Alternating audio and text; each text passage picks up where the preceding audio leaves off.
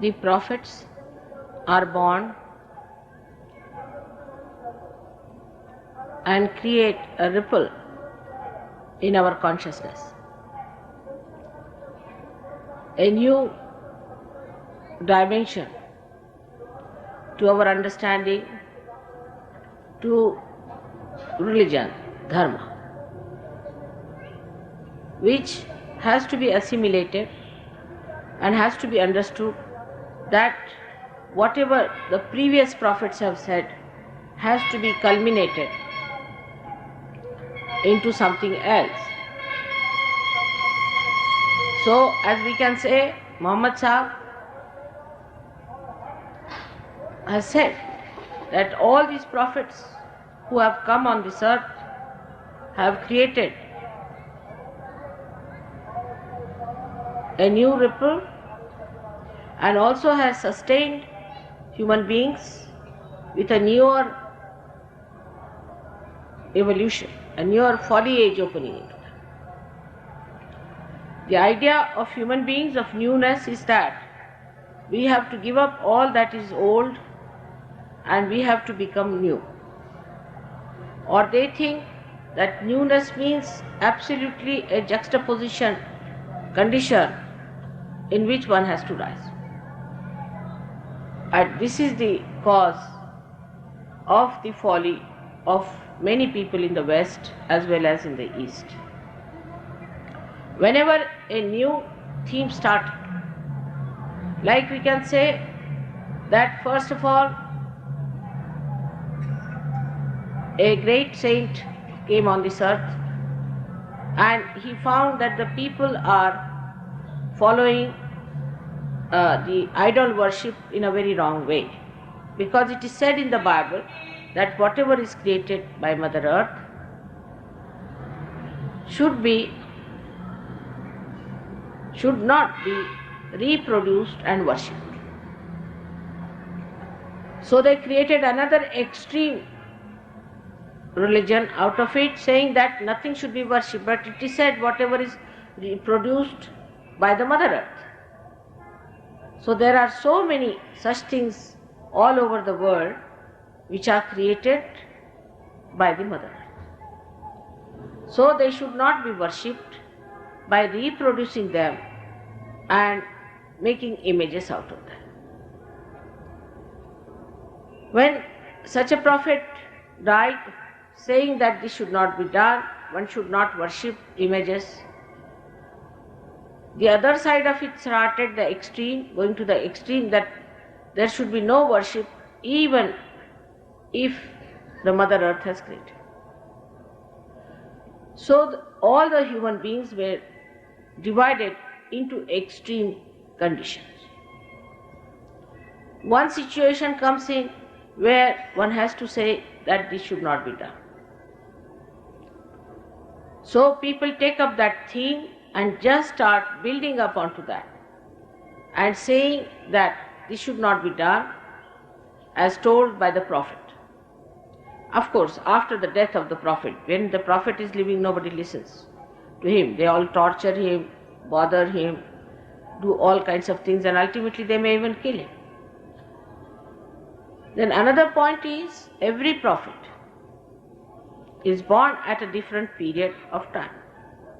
So depending on the time when he is born, he talks of a particular problem.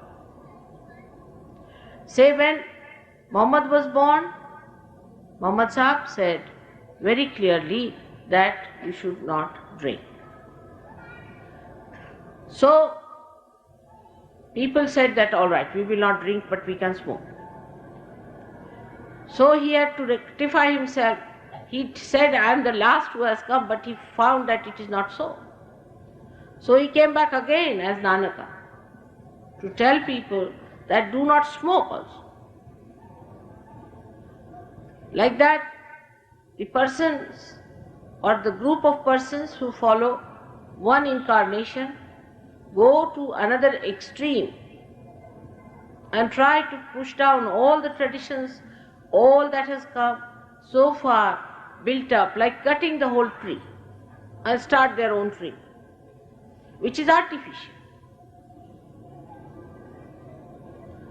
Then the quarrel started when Muhammad Sahib was driven to another level, and then Nanak's disciples were driven to another level where they just thought they have no relationship with each other, which is not true. Afterwards also, so many such things have happened in this world. We can see that any revival starts, people go to the extreme of it and get completely ruined. In Christianity, you will find the same thing happen. When Christ came in, whatever problems he faced, he talked about them. But the main thing here to talk about the resurrection, about the ascent, and he talked about the ascent. He talked about the spirit, and in his resurrection he showed that he ascended. But people did not stick to that point. They never thought that you have to ascend in Christianity. Nobody bothered that you have to ascend. They took a small little things from somewhere. Also, a person came later on called St. Paul, who was not at all with Christ or anything. He started a religion of Christianity which was all absurd, against Christ, anti-Christ. None of these prophets have discarded any prophet who came before them. Now the problem came in that one has to integrate. And Muhammad Sahib knew that a day will come when this integration problem will start. And he talked a lot about Sahaja Yoga, in the sense he said when the resurrection time will come. He talked more about resurrection than about doom time. Most surprising thing is about Qayamat. He spoke very little. He spoke really about the resurrection time, because that was the problem. The problem that they face, they talk about. I have told you how Buddha talked only about Atma Sakshatkara and not about God, because those people who went to God or thought of God or just studied God thought they were gods themselves. So he said, you must get your self-realization. Then Mahavira, who talked about the hell where people can go, because that was his job, the part of it and the part of it and the part of it and the part of it. These are the different aspects of human beings which they had to awaken. Different aspects. When Muhammad Sahib started teaching people to do namaz, people used to laugh at him. What is he doing? Why does he want us to put hands like this? Why does he want us to sit down or put our hands on the knees? Now you understand, as Sahaja Yogis, what it means, that he wanted us to improve our nabhis first, our dharma first. All this movement was to jerk out the Kundalini, but without realization being there, namaz would not work out. You may break your knees, you may do what you like. But the extremes people catch hold of it and not the reality. And they make a fuss out of it, and they may create a big organizations and things, and that's how it is called.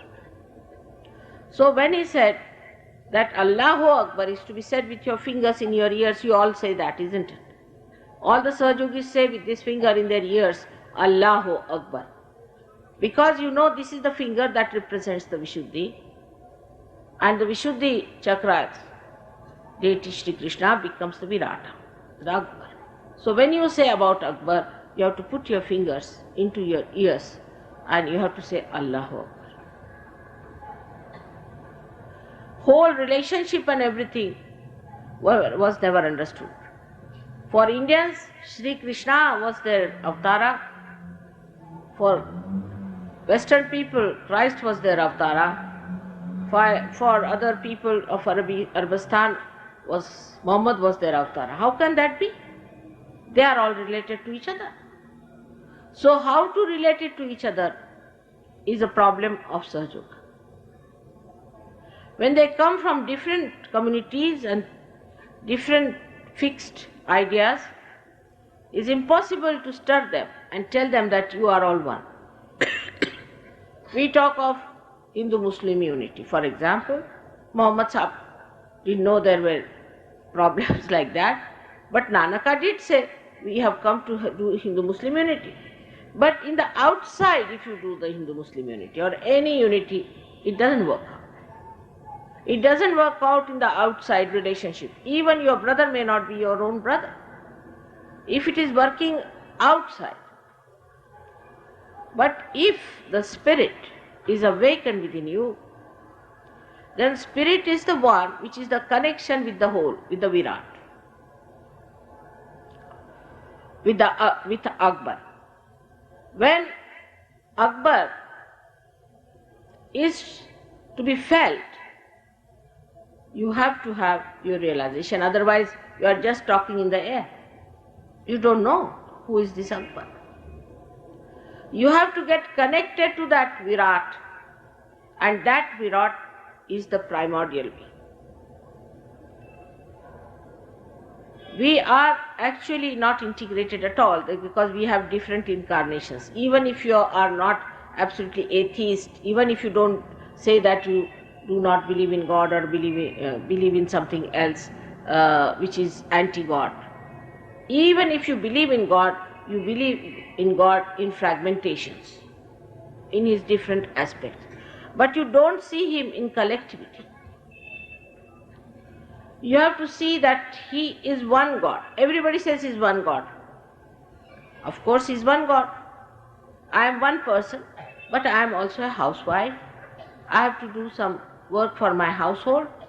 I am also a sister of somebody. I am also your mother and mother of my own children and also a grandmother. So I have so many various aspects of my work which I do. One person has to do it. When we talk of God as one, we think he is Rock of Gibraltar, just one piece. Even Rock of Gibraltar, if you go and see, it is not one piece. Anything in this world you cannot say is one piece. It has to be a compound or a mixture of something. Then how can God be just one piece hanging in the air like one? God is one. So we will not have any other aspect of God. God has many aspects, which one has to understand. So there are two concepts which work out in this world, I feel. One is that they believe that there is only one God and there cannot be many aspects of God, which is wrong. Christ has said, those who are not against me are with me.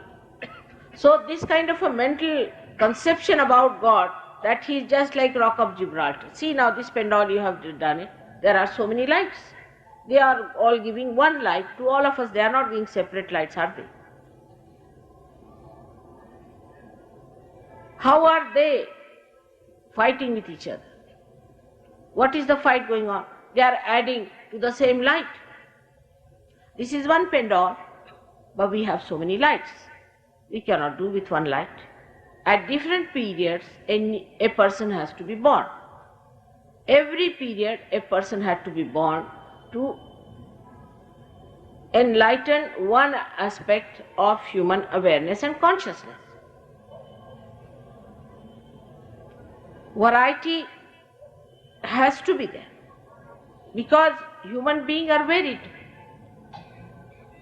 And the variety is that supposing you are supporting somebody's right-sidedness, then there should be somebody who will come and support the left-sidedness. And it is all done so well within us, but it is only human beings in their obstinacy and in their ignorance cannot see it. We all are made the same way, if you see in the whole world. Of course, there is variety in appearances. Maybe an Indian looks like an Indian, and but in India only you can see Indians have so many different faces. You can find all colors and all kinds of things on their faces. In India is the only place where you find all kinds of people. You can have people like Russians, you can have people like Japanese, Chinese, you can have people like Africans. All kinds of people are in this country to show that all people can be called as one race, as Indian. Now, It is not always ignorance that makes people forget that we are all one. Every human being laughs the same way. Does he laugh in a different way? If he has to eat the food, he masticates the same way. He cries the same way. When he cries, his crying is the same. His actions are the same way. If a woman is angry with her husband, yesterday I saw Birju Maharaja's program with my brother, and I was amazed how universal we are in our expressions. He was showing how a woman gets angry with the husband and how she behaves. If you see those actions which are depicted, you will be amazed that they are done by all the women all over the world. And the reaction of man, if you want to see, all the men act in the same way. My husband was secretary to Shastriji, you know that. And he went with Lal Bahadur Shastri to Tashkent at his last time. But also he went once to Yugoslavia. And there, who was it? General Tito was where? Yugoslavia. And General Tito's wife, you see, got very friendly with Mrs. Shastri. Both were very friendly. So Shastriji warned his wife, see now, you are great friends, and now don't start crying like an Indian woman when you leave. So poor thing was controlling her tears all the time. But she told me I was controlling, but it is she who started crying. And such a lot, and then she started crying loudly, hugging me. So I just could not control myself. I also gave in, I also started crying. And both the husbands started looking at the ground.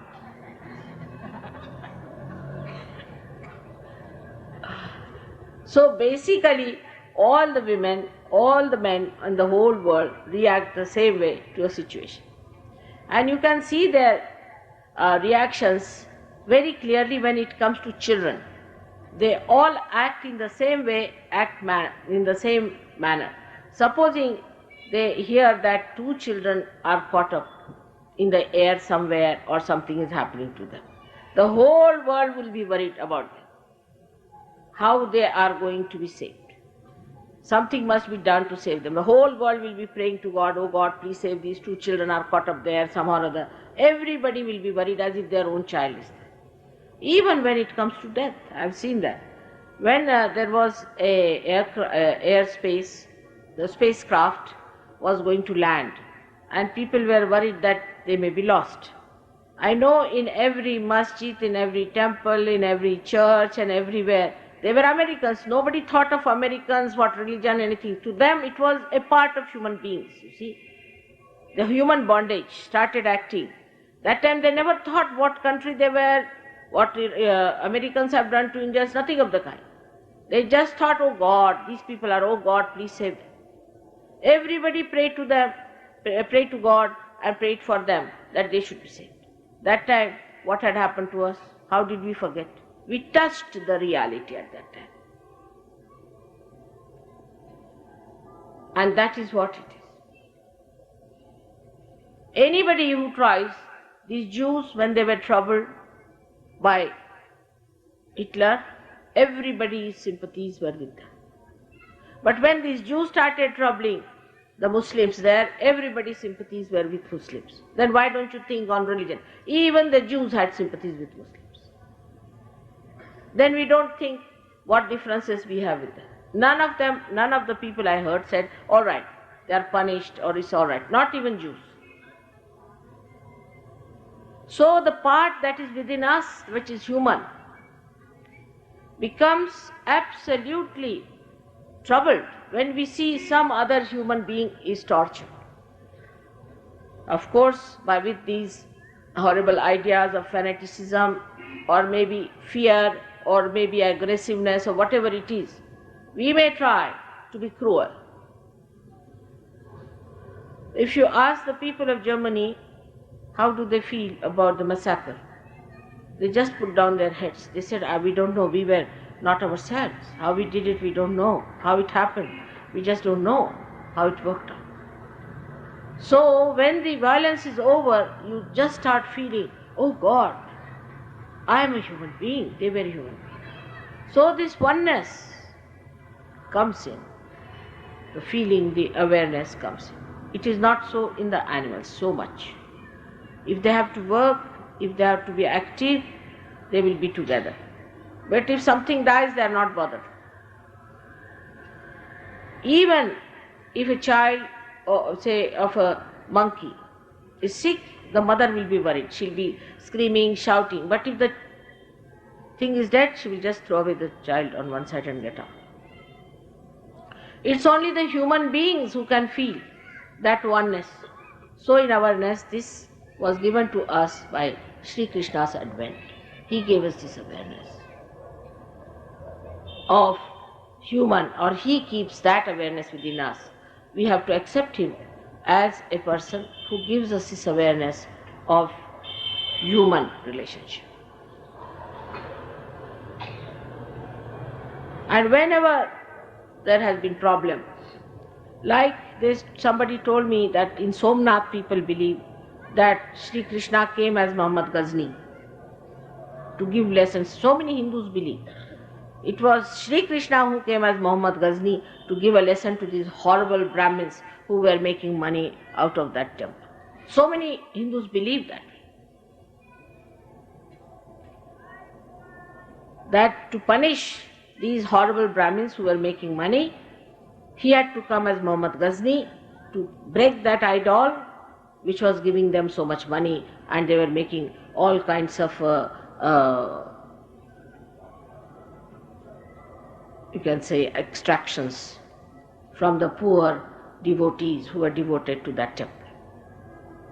It was only he could do it. So we have to understand that when we are not integrated, we cannot feel the integration of our being. We are not integrated, that we have to realize.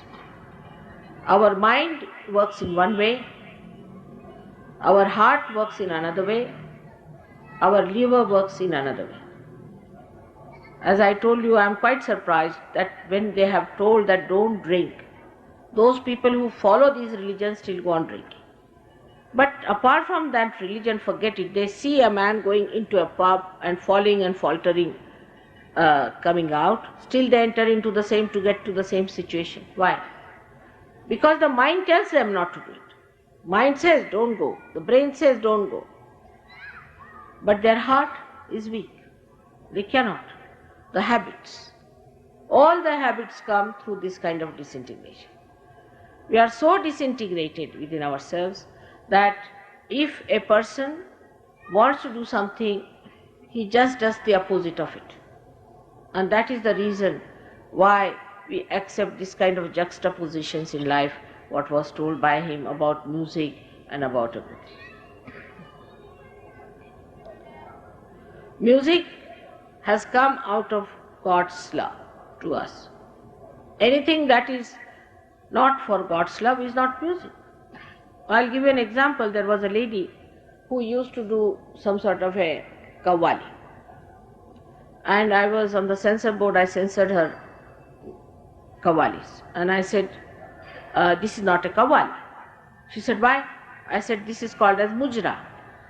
This is a horribly sensuous and horrible thing. It's an insult of God. You can't sing like that. So she said, no, this is qawwali. I said, do you know qawwali was never sung by women and was never done in this dirty fashion, the way like a prostitute you are singing this qawwali.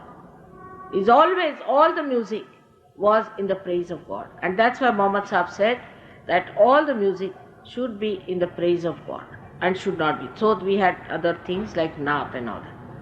But you find even at the time of Sri Krishna, all the music was to be just done for rasa. Ra is energy, sa means sahib. With Radha, they were playing together, playing rasa, and that's how they were doing the circulation of the energy to integrate themselves and singing the music. It is for that. But you find that people don't understand. They use music for sensuousness. is anti-God. This music force has come to us to praise God, that's all, for nothing else. For doing all kinds of dirty things and singing all kinds of funny things. Imagine, and the reaction is built in so much. When he said that all the music should be in the name of God, we have a person like Aurangzeb who would not take to any music. He was such a staunchy fellow. And the other Muslims who came in would not sing anything that is qawwali or anything, would sing horrible ghazals, which are just describing the separation of a woman and a man and all kinds of dirty things. With this disintegrated temperaments, people took to anything that came to them just to please themselves. When the advent of this thing, like Umar Khayyam, who is he? He is anti-God, absolutely anti-God man. Horrible. But people appreciate him very much. Umar Khayyam, what a poetry it is.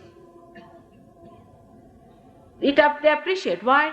Because the disintegrated part of their heart likes Umar Khayyam when he sings, oh, we should drink here, what is there in this life, we don't know what is going to be there. Because Muhammad Sahib has said not to drink, he must sing such a song. This is the poetry of Mr. Umar Khayyam, who is being very much respected everywhere.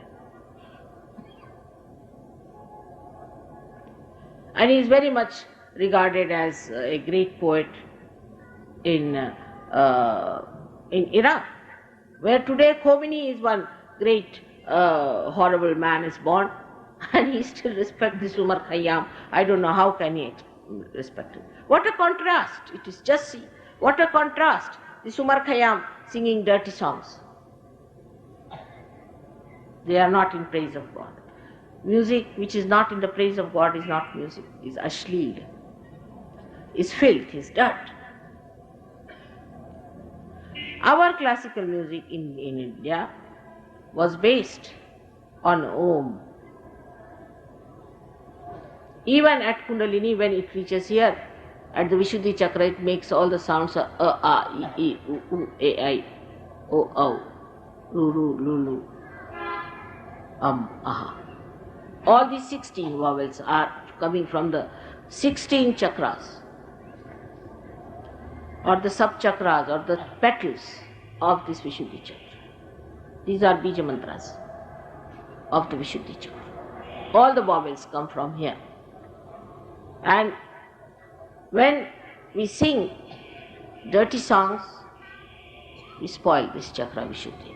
That's why all the people who sing these dirty songs have to take to drinking, because I think they can't bear, or they can't do it. They can't sing these bad songs unless and until they take to some sort of an escape from God. So music and drinking started going hand in hand.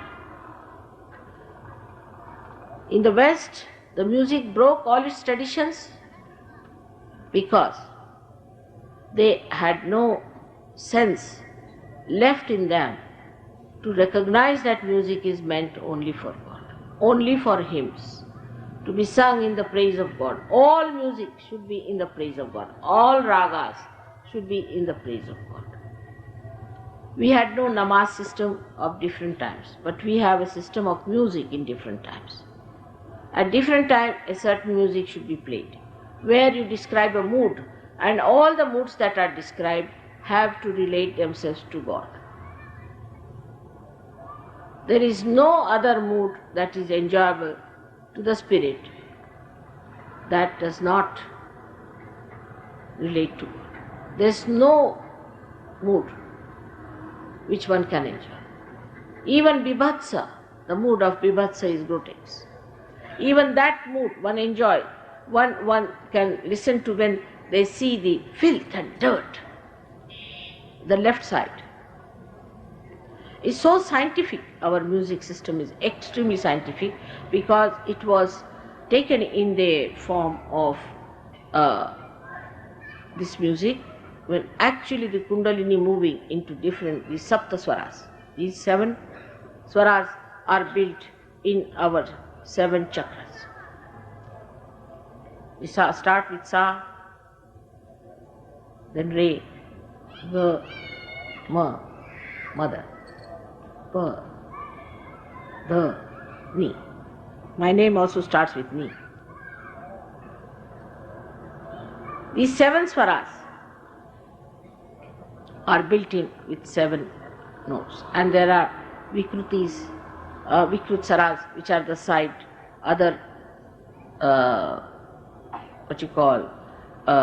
chakras that we have to make about 12 swaras. But nobody understood the real meaning of music. Sharada, the goddess of Saraswati, is the one who carries the message of Virata within us and tells us how to sing. She tells us what is appealing to God. How these ragas were made also, just think of it.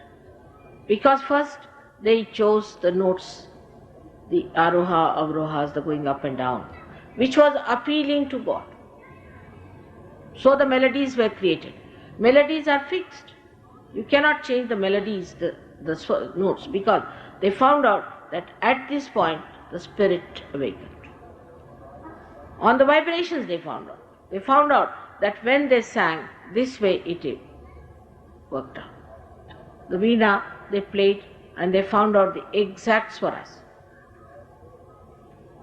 Exact swaras, which would really make you feel nice. Now you know that those people who have come from the West don't understand any Indian music on the mental level.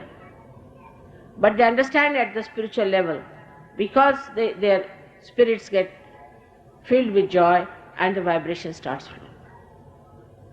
The sense of music, this depiction of music was done by Sri Krishna. It is he, the one who taught Tala. Of course, we can say that Shiva is the one who dances the Tala. But the one who depicted it for human beings, who gave the message to the world, how the Tala should be, is Sri Krishna through his dancing movements. He kept the Tala all the time. Like the way he stands itself suggests how he kept the Tala. And he played the Murli also, to suggest that music is what God's love is. His music is suggestive of God's love, that suits you, that clears you, that makes you happy, that gives you joy. And that's why he suggested through his singing, through his music. He never wrote any poetry, did he? He never wrote any poetry as such. But when he spoke in Gadya, in the prose, it became Gita. Just when he spoke, it became Gita. Of course, people have tried to spoil quite a lot of it, the rhythm, which I feel sometimes when people recite it. But still, we must say when he really created it, it was for human beings to create poetry out of prose. Out of prose, he made it communicable, because people could first only understand the music, the rhythm of the music. They didn't understand much words and things, but he made it possible. Even in Quran, if you read, the few words before starting every chapter, nobody understands. They are all nothing but mantra bijas. But they put it there. They knew people won't understand, but he put it there because people would understand. All these things you may not understand. You may not understand me either, possibly. But whatever they did was for your hita. This is what happened at the time of Sri Krishna, that he established the concept of hit. Because it was said that you must speak the truth and you must speak the thing that is sweet, priya. Satyam bruvet, priyam bruvet. It was the message of Sri Krishna that you must speak sweetly. Those people who have got a proper Vishuddhi Chakra speak very sweetly, Their voice has that enchanting method of capturing the hearts of people and not debasing them but elevating them. So he said, you must do it sweetly. That was his main theme. Everything he did so sweetly that he created a leela out of his doings. It was a leela that he created. He said, this world is not a place where you should be serious, you should be sharp, you should be tense, but it's a leela. Just see the leela, the drama. The whole is a drama. So the whole thing is very sweet. If you see the whole world as a drama, it becomes a sweet thing.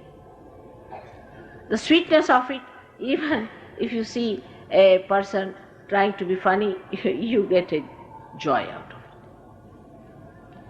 If you know it's a drama, you don't get worried if somebody comes and murders somebody, you know it's all fake, it's drama. It's a drama going on. And that's what he told people, that the whole thing is a leela, so that people should not get into serious moods and actually start acting in the drama in the real way.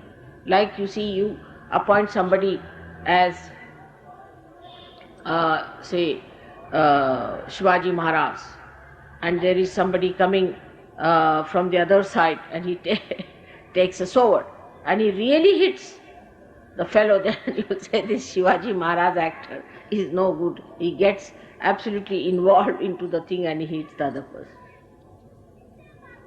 So it's a drama, and he made it into a leela. Leela because it's a drama, no doubt. But when you get realized, you start seeing the drama and the play. And the whole thing is, you must have seen that most of the Sahajogis are always laughing because they see the way things are happening. Even when they see a guru misbehaving or something, they just feel like laughing how absurd it is. Like somebody came today to talk to me and he told me, Mother, I have been to all kinds of nonsensical things. And he was just laughing. He said, I laugh at them now, what I did. He said, I went to one guru who used to give name to people. Say this nama, that nama. I made such efforts, I went to people, recommend my case, because he was not so rich, you see, so he was never got the name. And he was saying, give me the name, I must have the name. And the guru was saying, no, you have to wait still. He said, I poured so much money in his seva peti, and whichever large seva petis were put, I did everything. But he would not give me a name. And ultimately, when it came to that, he said, all right, I'll give you a name. And he gave me a name, which I started taking. I really became mad after that. I started getting headaches, this, that. Then he said, all right, you have to suffer. If you don't suffer, you must go through it. You asked for the name, so you have it. And when he came to me, he was looking like nothing on earth, I tell you. In a very funny shape he came to me. But now he's completely cured. I could not even recognize him the other day, I just saw him. I said, oh God, are you the same person?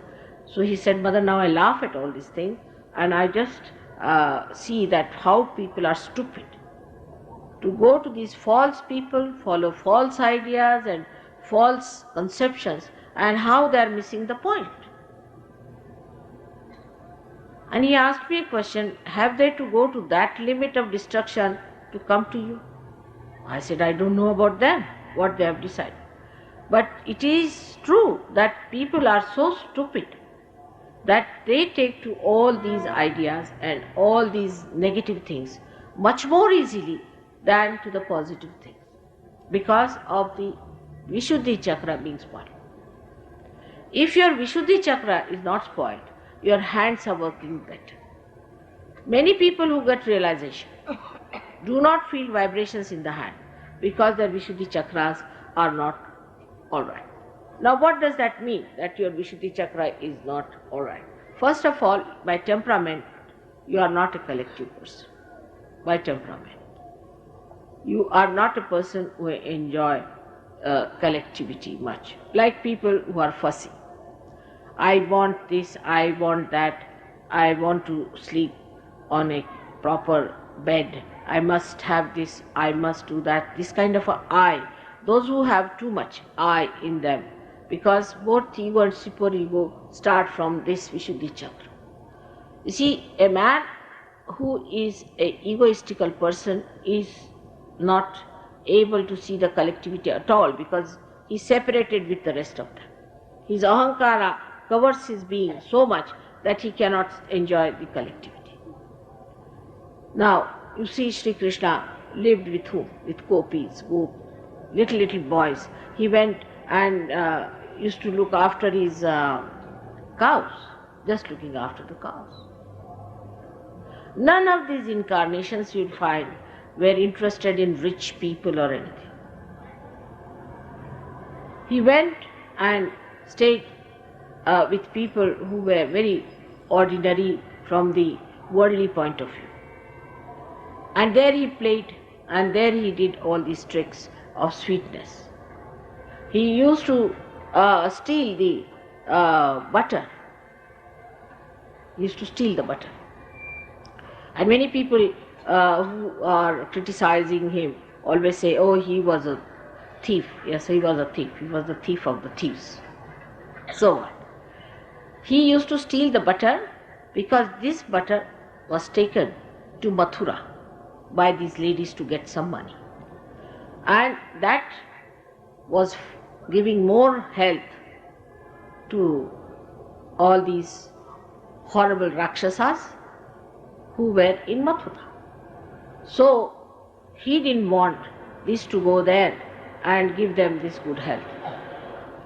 And the best thing was to steal the butter so they don't get it and they starve on they have their deficiencies of the vitamin A and D, you can call it, and that they suffer from bad throat and they have no strength in their hands when they pick up their swords. So this was the way to hit them so that they could not fight the forces of good. So in that he proved that a higher goal is to be achieved by giving up smaller, silly, stupid goals. The hita is the main thing, because when he said that you don't speak the truth, otherwise people will be hurt. Alright, so what should you do? You hurt the people, so you don't speak the truth. Or you speak the truth, you hurt the people, so both cannot go together. Like if I tell somebody, oh, you are so bad, that person gets hurt. Now, if I don't tell that person is lost. So what to do? He found out the solution, so he said, Satyam vadet, hitam vadet, priyam vadet. He put the word in between as hita. The word hita means good to your spirit. Whatever is good for your spirit. Hita word means good for your spirit. It has nothing to do with material thing. It means for your spirit. For example, if I tell somebody that you should not do that, he may feel bad today. But if he recognizes that mother is telling me for my good, he will do it and he will gain by that in his hita. Or else if he does not do it later on, supposing I don't tell him and if he doesn't know about it, or even if I tell him he does not do it, he is going to feel bad, so that it is not priya to his spirit. It is not priya to him. So if you do something that is the hita of a person, sometimes you have to tell a person, sometimes it may look very, very painful. The other day I told somebody that you don't cure anybody because you are not strong enough to cure. He felt very hurt. So then I'll say, all right, go ahead, you better cure others, but don't come back to me. Then he'll land up in a lunatic asylum. But when he'll land up in the lunatic asylum, then what will he say? Was that for his hita that I said? Will he be then angry? So ultimately, if you say the hita, saying is the point. Not doing, say. You say the hita with your Vishuddhi chakra, then ultimately it becomes priya, means it is liked. So you say a thing which is good for the spirit. Otherwise you just don't say. But people just say to others to correct them because they are aggressive. It should be done in love.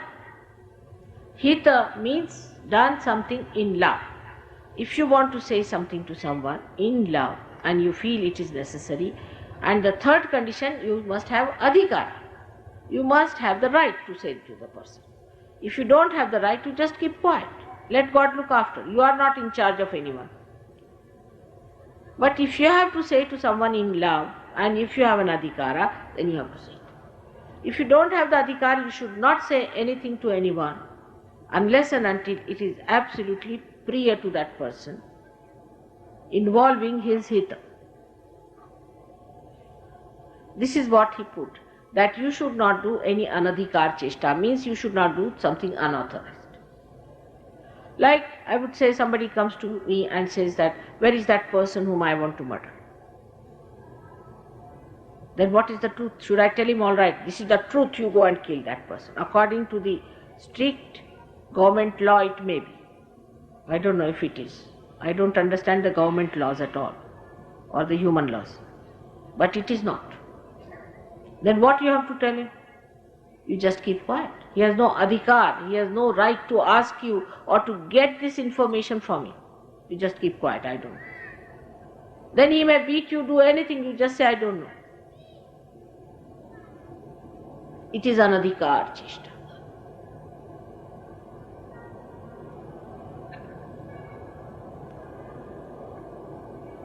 It is done many a times. People who are, say, great nationalists who fight for their country, and people want to extract information from them. They suffer, but they will not give the information. Not out of fear, but out of love of their fellow men who are fighting for the freedom of their country. This has been done in our country many a times. So you don't speak something which is not the adhikara of another. He has no right to ask this question. Like that, one has to be very discreet, and that is what Sri Krishna has given us, his discretion.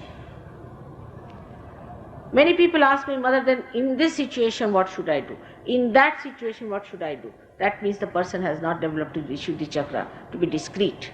He has not evolved, he is not mature enough, he is still asking me questions. In the Nirvikalpa state, you don't ask me any questions, you know exactly what is to be done. When to shout at somebody, when to be quiet, when to be silent, when to say something, and how far to go. All these qualities develop through proper Vishuddhi Chakra, because you are doing it for the hita of another person. Sometimes it pays much more to keep quiet. This is what he has taught us. Not only taught us, but he has put it within us, the discretion part, in our Vishuddhi Chakra. He has put within us the power to witness the drama, to be detached. He was Yogeshwara. He was Yogeshwara. He was the Ishvara of yoga. He was the one who is the giver of yoga, naturally, because Shiva is the one to be achieved. But the one who helps us is him, is Akbar,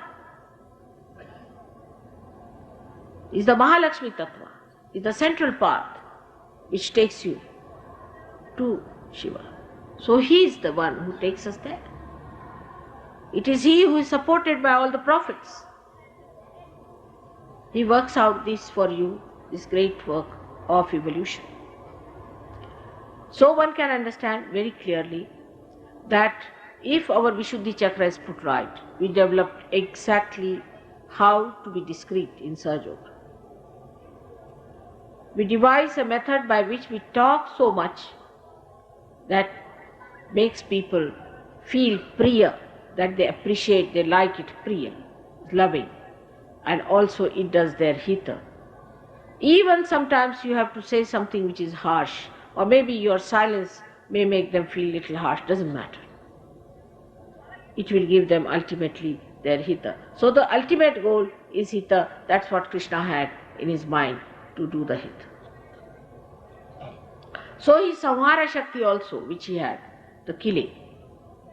Many people criticize him for that, like the Jainis. You see, at the time of Sri Krishna, he had a cousin called Neminath. And Neminath was not Sri Krishna. He was just an ordinary human being who had achieved certain heights in evolution. He just got filled up with a kind of a feeling of a repulsion about killing animals. Of course, killing animals is not a very good thing, but he was not killing, and it was to be done for his marriage. So he developed such a strong feeling about it that he started a different thing from real Jainism, some sort of another path in which he said that there should be no killing of animals. It became so ridiculously funny that it reached a stage where bugs became more important than human beings. Even mosquitoes were more important. You see those people walking with this thing covered on their faces and on the street. Everything taken to the last nonsense. So Sri Krishna gives you discretion, and this was very, very, very, very, very important. Because all our problems of disintegration disappears when we have discretion. But mostly people don't have their Vishuddhi, all right. On the one side, there's a right Vishuddhi which gives us aggressiveness. With our talk, we aggress others. Most of the politicians have that kind of a capacity.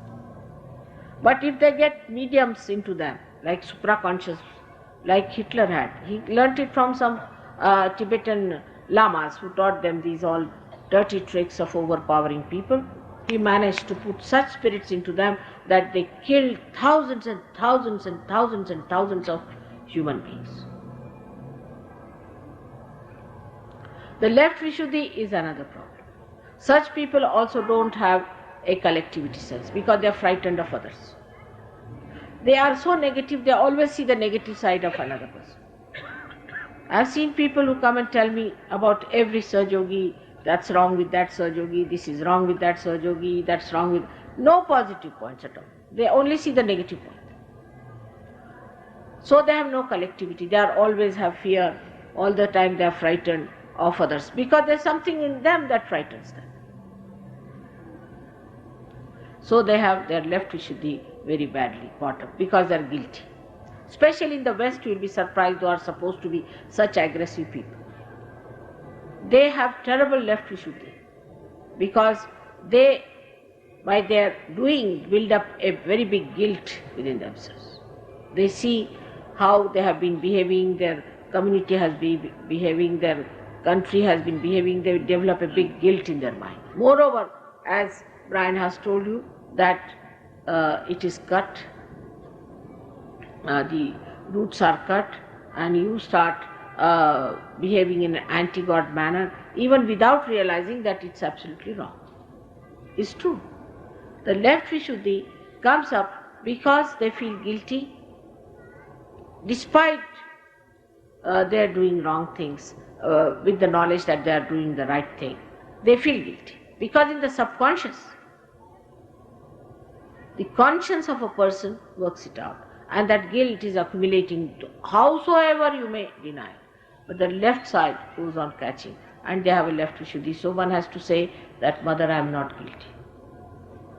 Is another side of ego where the ego's reaction hides itself into left Vishuddhi. And with that they start feeling guilty. I should not have done that, I should not have done that. Both attitudes are wrong. When you are on the left side, you aggress yourself and torture yourself. And when you are on the right side, you torture others and aggress them. So to be in the center is only possible if your Vishuddhi chakra is alright. Otherwise, you cannot. You have seen many people, when they get realization, they don't feel vibrations on both the hands equally. The reason is they have no balance. It shows on the hands. They have no balance. Now hands are very important part of human beings after surgery. If your hands do not have equal vibrations, then something wrong with you. Whatever side you do not have vibrations. Say if you don't have vibration right side, or you feel that right side is heavy or is hot, then definitely you are right-sided person. In such cases, maybe left side is absolutely numb. Those people have numb left side, means also they are right-sided. But in the left hand, if you have more vibrations and on the right hand you don't have any, then also it means that you are right-sided. Not that you are left-sided. But on the other side, if you have the other way round, then you are a left-sided person. That means the balance is not there. Your hand says that there should be balance. So you must know that only by thinking you are not going to get rid of your troubles. In Sahaja Yoga, you have to work with your hands, as I told you, that just by thinking you can't drive your car, you have to use your hands. You have to use your hands with full knowledge as to where you are, and what do these vibrations mean. You have to use your hands. Now when you start using your hand for all practical purposes, other people might start thinking these people have gone mad, they are using their hands. But the same way they thought when Muhammad Sahib taught them to use their hands. They all laughed at him. But now, nobody is ashamed of it, nobody laughs at it, but they are doing all mechanically, not the way he has said.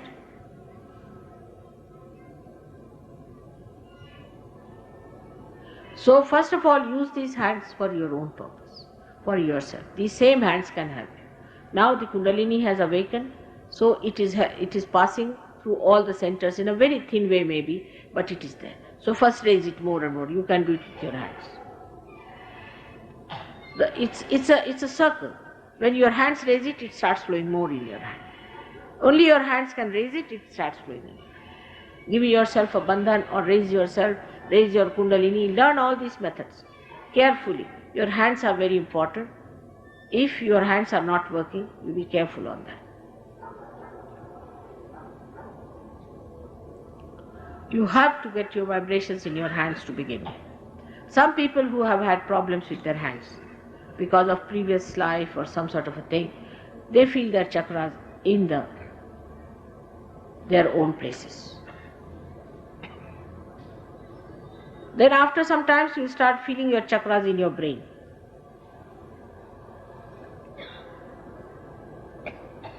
Doesn't matter. You will never feel anything uncomfortable with it. You will be able to manage. After that you need not feel the chakras at all. You don't feel anything. You just say, this is it. Finished. You just know. That also knowing comes through your Vishuddhi, and you just say it. Again say it. The most important function of the Vishuddhi chakra is that it should be pure and clean, because if you have to say mantras, your Vishuddhi has to be clean. All the mantras have to have the help of Vishuddhis. When a guru gives a mantra, first thing you will find he will have a left Vishuddhi patch. And any other chakra, whatever the chakra the guru has attacked. But first will be on the left Vishuddhi. So for that we use the mantra of Mantra Siddhi. The Mantra Siddhi comes on a person when his left Vishuddhi is alright. Otherwise he cannot be Mantra Siddha. Whatever mantras they say is all mechanical.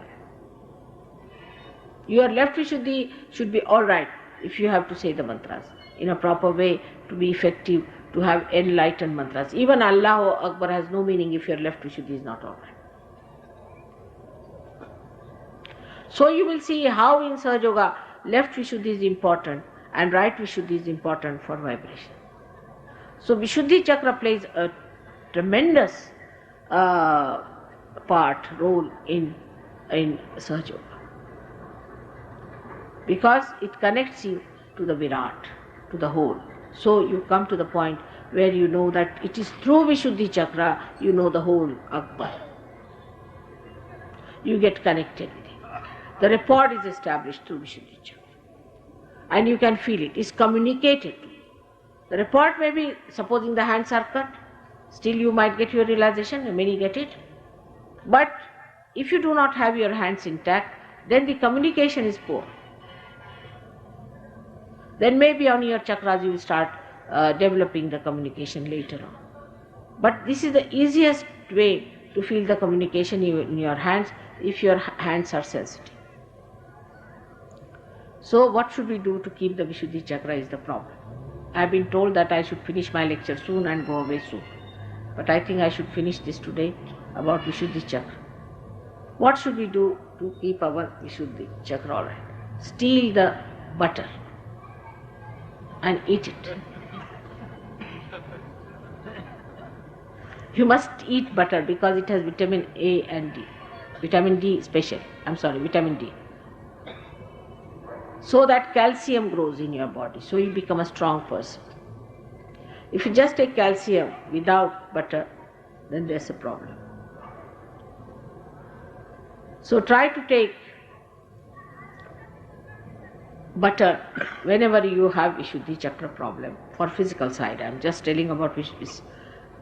You can take some butter in water, hot water, spread it on and take it. Vishuddhi chakra looks after the cooling side, because the liver, when it is heat, gives heat, the body becomes heated up.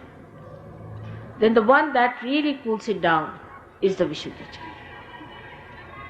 And when you have a problem on the drying of the epithelial cells inside the lining, the best thing is to take some butter in the water or eat some butter during summertime. But no carbohydrates with it. No carbohydrates. Then you won't put on weight. You eat as much as you like butter, you will not put on weight. If you can give up carbohydrates completely, you will have sattvic ahara. Absolutely. You should not touch carbohydrates. And you will be amazed that you will have sattvic ahara. Take butter and proteins. Take all fats, cream, everything. Nothing will go wrong with it. You can take for proteins all dry fruits, everything. And just take this honey for sweet, no carbohydrates. Or also these days honey is made out of sugar, as you know. So if you can avoid carbohydrates and just take these things, your health will be all right. But we have patients, we have all kinds of imbalances. That's why I say, all right, if you have a liver, take sugar. But if you just give up sugar, it is not going to help. You have to first correct your liver and then you can give up sugar very easily, no problem. But not before that, like all the doctors in general say, don't take sugar. The fat goes out of the body, just giving the lining of the body the softness, and goes out of the body. It doesn't stay, because if there is no carbohydrates, it cannot be retained in the body. You can see at home, you put some butter on your hand, all right, and wash it. It won't wash. It will just stick there. It will have no effect, nothing, but it will be just sticking out there. It cannot be consumed. But if you put some carbohydrates, say put some atta or something, you can take it out. It dissolves. It cannot be dissolved if you do not take carbohydrates. But this is for people who do not have any imbalances in the body, who are perfectly all right, they can do it. I can do it, but nobody allows me. Everybody uses me for feeding as if I am a waste paper basket. If I don't eat, you see, you are supposed to give mother something like a naivedya, this much. But I have seen people, when they want to give me, they'll give me so much. And if I eat a little, they feel that, oh, what mother is doing. I don't need it, actually. People should understand my nature. So when they serve me, they'll serve so much that I cannot eat. I just eat little. I can manage. There is no need for me to eat carbohydrates at all. At all. I need not have carbohydrates. But, mother, I have made this, please have it. Mother, I have made these laddus, please have it. Mother, I have... So I say, all right, Baba, now I have to suffer to please you people for Priya. This is what is very simple to understand, that you should not force me to eat. At all, there is no need to force me. Don't force anyone to eat, though I do force people to eat because I know they need it. But you cannot eat. You have no discretion. When you have discretion, whom to force, whom not to force, then it's all right. Also, when you force, you must know that the food has to be vibrated. If it is not vibrated food, if you force the person, he'll have trouble. Now, for all of you to understand, the importance of Vishuddhi Chakra is, first and foremost thing is that when you speak, you must speak about Sahaja Yoga and nothing else. If you have to give speech, I have known many Sahaja Yogis, you see, who are still member of this organization, member of that organization, member of this thing, of horrible organizations which are anti-God. Say now, for example, we'll see Hare Rama, Hare Krishna organization is anti-Christ. It is of course anti-Christ openly, and in the real sense is anti-Krishna, absolutely Krishna. Every person who goes there and begs in the name of God has a horrible Vishuddhi. And they all suffer ultimately from Vishuddhi troubles, cancer, this, that, and they die. And the face of a person who has a good Vishuddhi is blooming, is white, is full, like a full moon.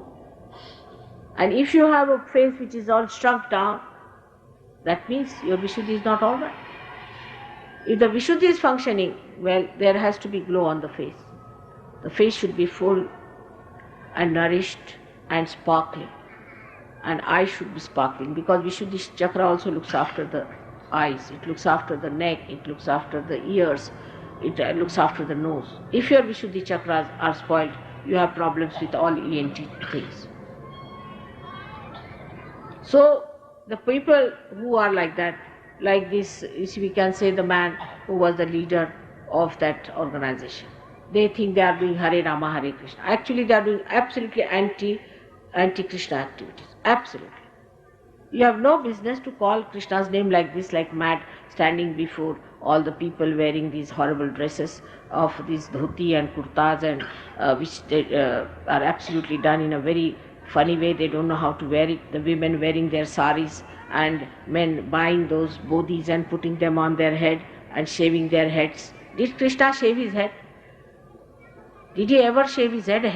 The hair are actually the part of Krishna's gift. On the contrary, his hair are always described in the poetry. There is a story about a great Urdu poet who was a Hindu but Urdu poet, and some fanatics, you see, challenged him. So they put one couplet and they said, you better complete this.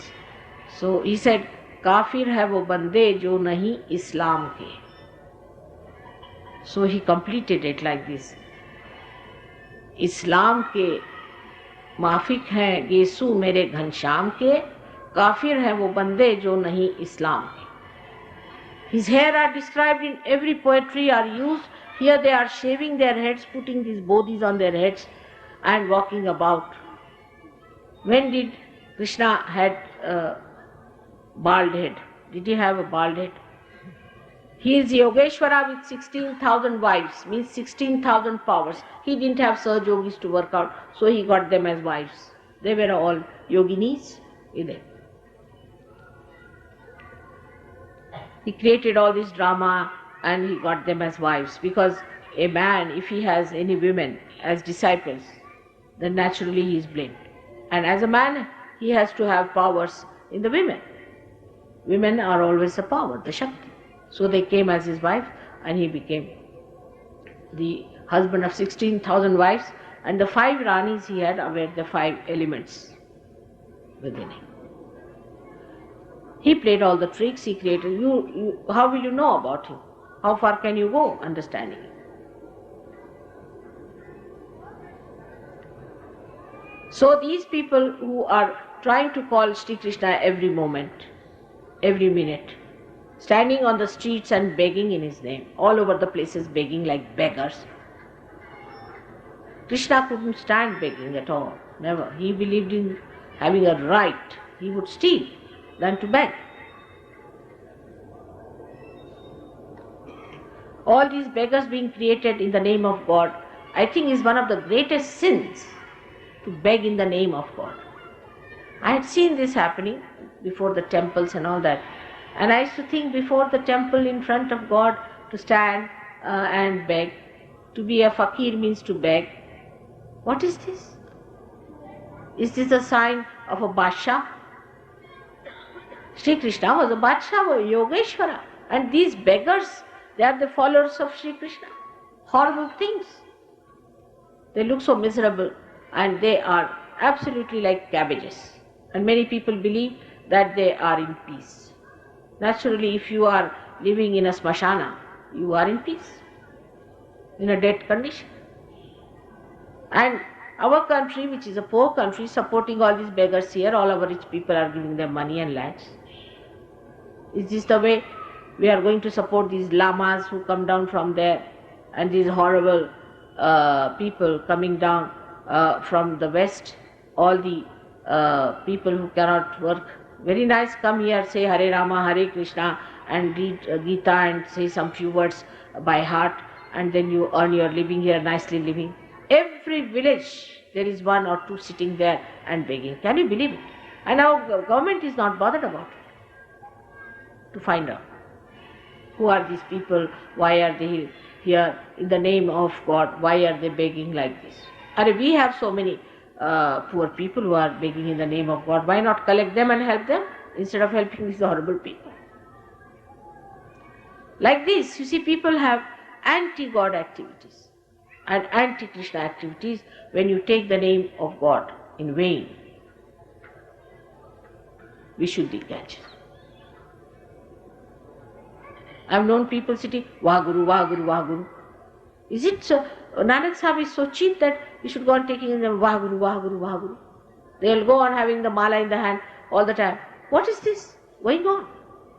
What do you think God to be? Is he in your pocket? Is he so cheaply available that you just go on doing all these things? Why? You spoil your Vishuddhi completely. One must understand, when you see, you are surprised that it is said that Karaka Manaka Chhadi De. Manaka Manaka, phir still people start doing it. Karaka means what? Vishuddhi Chakra. That's how you spoil your Vishuddhi Chakra, that's how you spoil your main chakra of attaining realization. So if you have to become one with the whole, please try to keep your Vishuddhi Chakra clear. Getting into colds, because these days India, especially everywhere, even in women have a special tendency not to cover their body because they think they are not looking very fashionable or whatever it is. These are very modern stuff has started. That they want to wear scanty dresses. This is all anti-God in both ways. Firstly, it is nonsensical to show off your body. That's why Muhammad Sahib said, you see, he has worked so much on Vishuddhi Chakra that women should cover their body. It's a very good thing, I sometimes think. This nonsense of fashion has gone to such a limit that after some time you will find all these mosquitoes walking around without any clothes. That's the ultimate. You see, it's a sign of people who are neither he nor she. The it people do that way. Yes, always. It are the people who have qualities. That's why people like Rajneesh, when people go to them, they become it. Because that is their capacity, no shame at all left in them. And that is what it is one has to understand, that you should be careful about your throats. The fashions and all these things are not so important. What is important is your health. If you spoil your Vishuddhi, it's a very wrong thing. And one should try to look after the Vishuddhi all the time. And all of you should try to look after each other's Vishuddhi, because I didn't like the idea of having this pendal here. And I told the organizer this was the wrong thing. So they said, you said it should be in the open. I said, now I'm not saying you go to Himalayas. You must use discretion. That's the part missing. You must have discretion. To give people a thing in the midwinter, such a place, I mean, I must say you people are great seekers to be here. It is not a proper thing to do. So the organizers, the people who are dealing with the collectivity must know that they should do something to protect the throat of people, to protect the Vishuddhi Chakra. It's very important. Very important, and you all know how I care for your Vishuddhi Chakra, everybody's Vishuddhi Chakra, because I know how important it is, because it will make you absolutely disintegrated, and it will spoil all the work of Kundalini, and poor Kundalini will suffer so. So we have to take it upon ourselves that we'll keep our Vishuddhi Chakra clean, we'll clean ourselves properly, and we'll clean our throats every morning, and we'll take gargling and everything and look after the Vishuddhi Chakra. It looks very mundane, but for a mother, mundane things are as important as higher things are. Because if there is no Vishuddhi Chakra, what's this of coming to Sahaja with a bad Vishuddhi Chakra? So please try to look after your Vishuddhi Chakra. Try to put Yogeshwara there. Try to raise Sri Krishna there. Try to be like him. Keep your understanding that you are here to witness the drama of God and to be the Murali of Sri Krishna, to watch the beautiful melody flowing through. May God bless you. Now what is, today also they don't want anyone to touch my feet. I hope today you will obey without any exception. Yesterday we tried, but there were exceptions. So today there should be no apavadas. Let us see. One day we should not touch mother's feet. Doesn't matter. You all can touch from there. And there is a way of collectively touching mother's feet. Is the way we do always. You can all do it. Just now. But you need not actually touch, but you are actually touching. Even touching the Mother Earth, you are touching. Just touch the Mother Earth and you are there.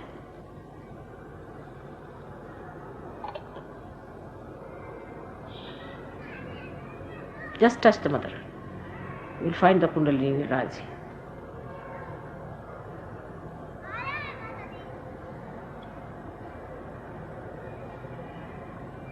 You haven't given me any questions whatsoever, and those who have questions should write questions and give it to me, because once I'll go away, then you will say Mother never allowed us to ask any questions. I did say there are. Yeah. पढ़ के सुनो.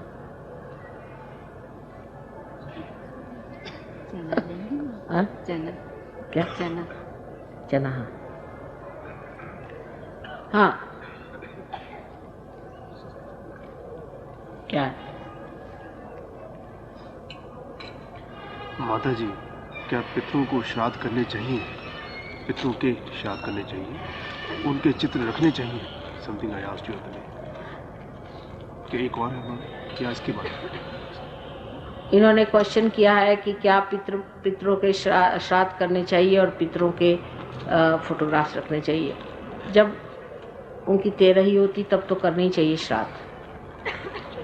और श्राद्ध भी description की बात आ गई फिर से कि अगर समझ लीजिए आपके सहयोग में आपने देखा कि आपका राइट हार्ट पकड़ रहा है, यानी आपके पिता जो है जो मर गए हैं वो अभी भी संतुष्ट नहीं, तो श्राद्ध करना चाहिए. उसमें कोई नहीं, पर सहयोग स्टाइल से श्राद्ध करना चाहिए, न कि एक ब्राह्मण को बुलाओ और उसको खाने को दो.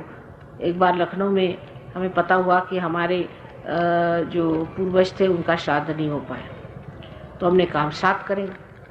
तो उन्होंने कहा कि भाई तुम्हारा श्राद्ध का क्या विधि है? हमने कहा हमारा तो ये कि हम खाना बना के और सबको खिलाएंगे खाना, बस ये हमारा श्राद्ध है. तो हमारी सिस्टर इन लॉ बेचारी ट्रेडिशनल थी, उन्होंने कहा नहीं यहाँ तो श्राद्ध ऐसा था कि 5 ब्राह्मण बुलाओ. मैंने कहा 5 क्या, यहाँ तो एक भी ब्राह्मण दिखाई नहीं दे रहा. नहीं, उन्होंने कहा है अपने 5 ब्राह्मण वो आएंगे और उनका श्राद्ध करें. मैंने कहा अच्छा बुलाइए. तो 5 आदमी आए. वो तो बिल्कुल पार नहीं थे, ना ब्राह्मण थे. 5 आदमी आके बैठे. मैंने भाई कहा तुम्हारा, मैंने कहा देखे तो सही क्या होता है और कैसे श्राद्ध करे. कुछ नहीं, कहले 5-5 किलो आप कलाकंद मंगा लीजिए. मैंने कहा अच्छा भाई ये तो बहुत आसान है.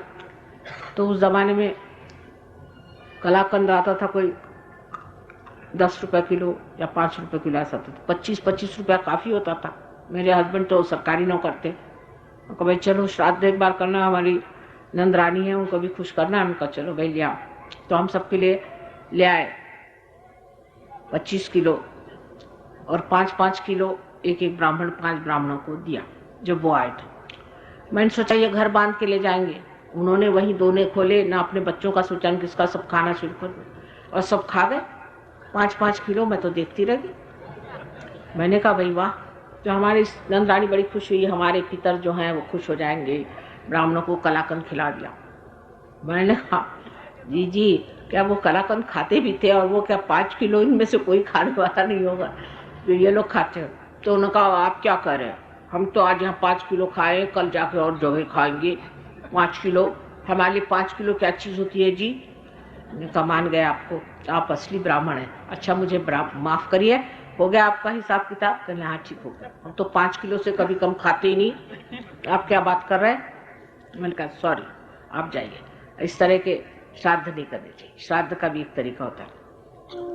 दूसरा एक और किस्सा है, सहयोगी एक थे, वो ब्राह्मण है, तो सहयोग में आकर के असली ब्राह्मण हो गए महाराष्ट्र में। तो उनके जो महाराष्ट्र के ब्राह्मण हैं वो जब हो जाते हैं पार तो वो कहते हैं अच्छा ये ब्राह्मणों को अब ठीक करना है।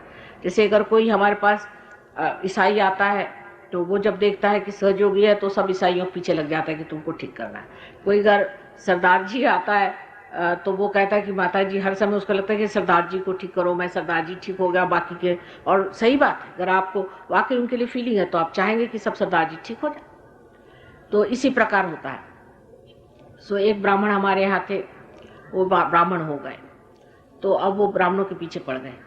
तो उनकी माँ ने कहा कि ये तुम्हारे बाप का श्राद्ध है तो तुम जाके एक ब्राह्मण को बुला लाओ। तो कहा मैं नहीं जाता किसी को बुलाने, ये कोई ब्राह्मण नहीं। उनका भाई अपने खानदानी ब्राह्मण है, या खानदानी होते जैसे नाई होते हैं खानदानी, चूड़ी हारने होती है, जैसे ब्राह्मण भी खानदानी होते। तो वो खानदानी है, उसको बुला के ये गए उसके पास। उससे कहा भाई देखो हमको तो श्राद्ध कराने को माने कहा, हम तो विश्वास नहीं करते पर हम माने कहा तो हम करा देते हैं, तुम्हारा तुम आओ श्राद्ध। उसने कहा कि अच्छा ठीक है, आप ऐसा करो कि गुरुवार को रखो तुम श्राद्ध करें। उसने कहा कि मंगलवार को नहीं ठीक है। कहे नहीं मंगलवार को ठीक नहीं है, और गुरुवार को बड़ा अच्छा दिन है, और पंचांग के अनुसार मैं तुमको बता रहा हूँ गुरुवार को ठीक। ये घर आए, इन्होंने पंचांग देखा, कि महाराष्ट्रियंस तो जानते हैं संस्कृत और लोगों जैसे नहीं है, संस्कृत खूब जानते हैं। पढ़ा उन्होंने, पंचांग में लिखा था कि निषिद्ध है, गुरुवार के दिन होना ही नहीं चाहिए श्राद्ध। तो इन्होंने मंगलवार को अपना सहयोग से श्राद्ध करा दिया। वो जनाब अपना, उनका कहीं और अपॉइंटमेंट रहा होगा, तो उन्होंने सोचा कि अपॉइंटमेंट के अनुसार चलना चाहिए। तो वो जब गुरुवार को आए तो इन्होंने कहा कि आइए। उनका क्या आप बताओ श्राद्ध का खाना वाना कुछ नहीं, आपको एक कप चाय भी नहीं मिलेगी। वो कहा क्यों? कल आज श्राद्ध निषिद्ध है, आप देखिए पंचांग में लिखा आज नहीं कर सकते श्राद्ध, और मैंने तो मंगलवार को कर ही लिया और आप जाइए। उनकी माँ कहने लगी कि एक कप दूध तो दे दो बेटा घर में, इनको तो कुछ नहीं दूंगा मैं, और कभी अपने यहाँ श्राद्ध करने नहीं आएंगे, उनको निकलवा दी। तो इस तरह के श्राद्ध नहीं करिए, इसलिए ऐसे श्राद्ध करने में कोई अर्थ नहीं। दूसरी बात है कुछ पितरों के फोटो रखने चाहिए कि नहीं रखने। फोटो रखने में कोई बात नहीं है, हर्ष नहीं है, पर अगर आप उनके फोटो के प्रति इन्वॉल्व नहीं हो तो अच्छा है, क्योंकि अब वो मर गए हैं, उनको फिर से जन्म लेना है।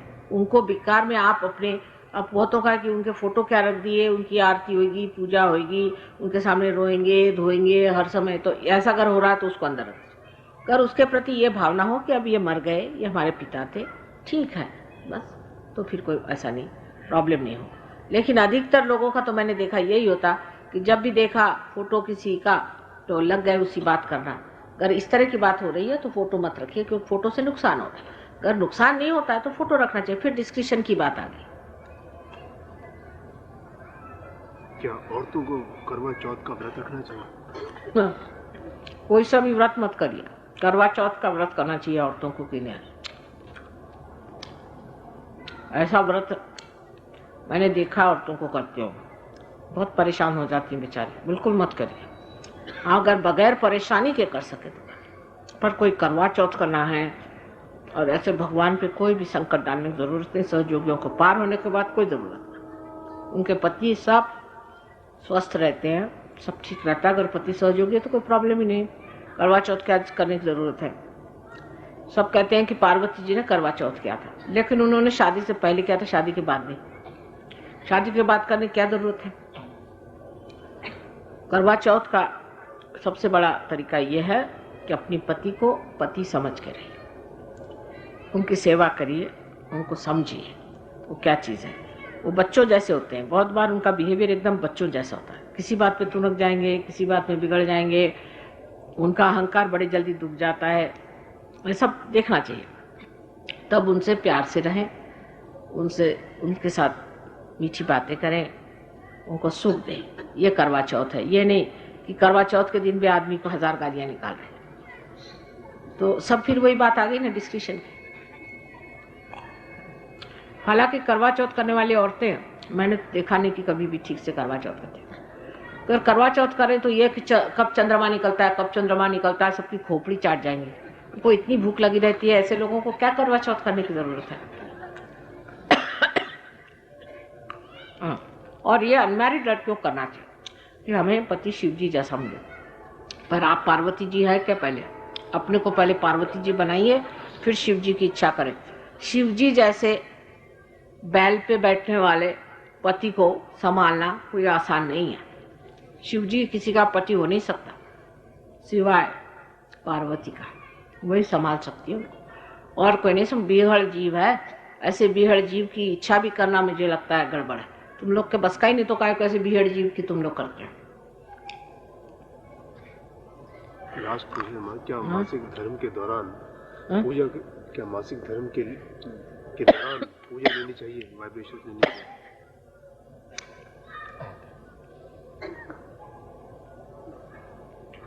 जब औरतों के लिए मासिक धर्म वगैरह होता है, सहयोग में कोई भी निषिद्ध बात,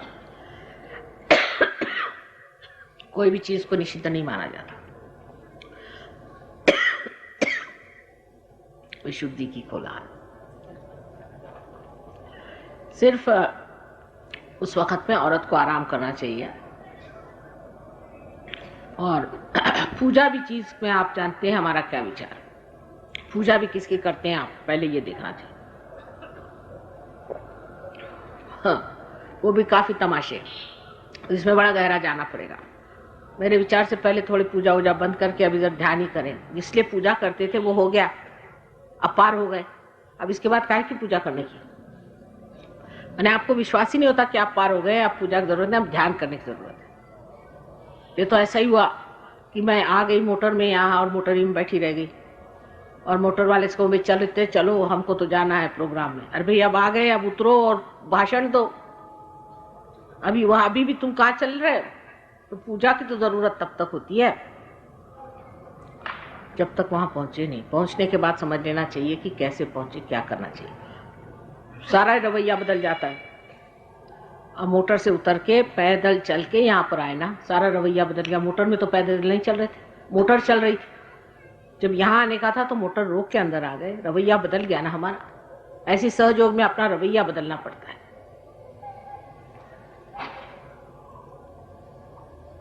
Girl has written, respected Mataji, prostrations. A few patches of leukoderma on my body. No cure has any effect. I pray for your grace. Leucoderma की बीमारी जो है लिवर की खराबी से होती है। लिवर में अगर ट्रिगरिंग हो जाए किसी भूत बाधा से तो बहुत ज़्यादा से फैलती है। इसलिए ऐसे इंसान को पहले भूत बाधा का इलाज करना चाहिए, जिसको ल्यूकोडर्मा की बीमारी। और मूंगफली का तेल बिल्कुल नहीं खाना चाहिए। ये जो पोस्टमैन का मूंगफली का तेल आता है ये तो बहुत ही खराब है। अभी पोस्टमैन वाले मेरी जान को न लग जाए, लेकिन कोई सा भी मूंगफली का तेल ठीक नहीं। डालडा आदि पर सबसे खराब पोस्टमैन होता है। और जो लोग मूंगफली ज़्यादा खाते हैं उनको बीमारी हो जाती है। इसलिए मूंगफली तो एकदम छोड़ देना चाहिए। मैंने जीवन में गिन के 2-4 मूंगफलियाँ खाई हूँ। मूंगफली नहीं खाना चाहिए ज़्यादा। और जिसको ल्यूकोडर्मा की बीमारी हो गई है वो अगर तेल ले आए तो तेल को अगर वाइब्रेट कर लें और आप अगर पार हो गए हो तो उसी तेल से वहाँ मालिश करें, गोल गोल घुमाएं तो ठीक हो जाएगा। अपना लीवर पहले ठीक करें तो बढ़ेगा नहीं, कम से कम घट भी जाएगा। Last is, gracious Mataji, prayers, the cause for insomnia and how can it be eradicated? Ya Devi Sarvbhuteshu Nidra Rupen Sansita is written there. Is Nidra the deity and how is she to be appeased? In what? Nidra.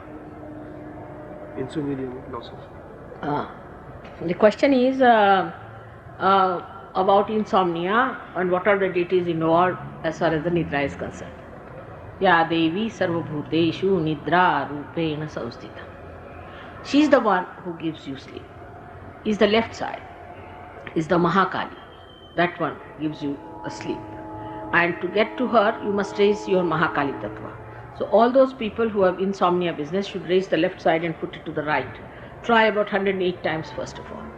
Then you have to do some deep breathing. In deep breathing, you go to your left side more. And with deep breathing, you relax and then you put your attention to Sahasrara and sleep off. But insomnia is absolutely curable in Sahaja Yoga. If you know how to put left to the right. After that, you should also clear out your Agya Chakra. Like this, if you turn your Agya Chakra, you can do it, or ask some Sahajogi to turn your Agya Chakra or put your hand on the Agya Chakra.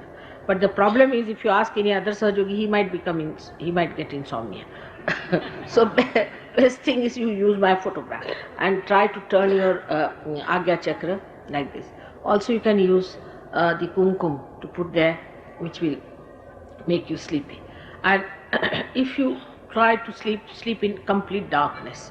Never try to sleep when there is any streak of light coming in the room, because as long as Surya is there, your Agya Chakra takes over, and when the Surya is there, that light makes you feel very active, overactive sometimes, and you cannot sleep. And this insomnia is absolutely curable. You don't take any medicines or anything for that. Another thing, taking tea like this in the night.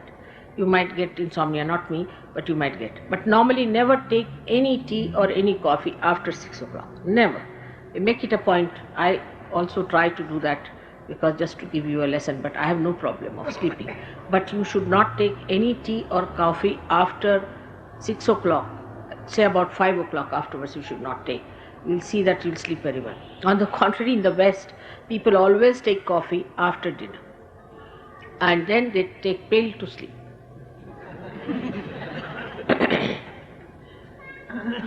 You must take milk, and milk covered with little butter, and sleep with that. Hot milk is a very good way of sleeping. If you do not get sleep, is very good. Milk is better. But instead of that, you take coffee, means you cannot sleep. When you have to study, you take coffee that you can keep awake. But to take coffee and then take the pill, what is the discretion in this? Is there any other question, please?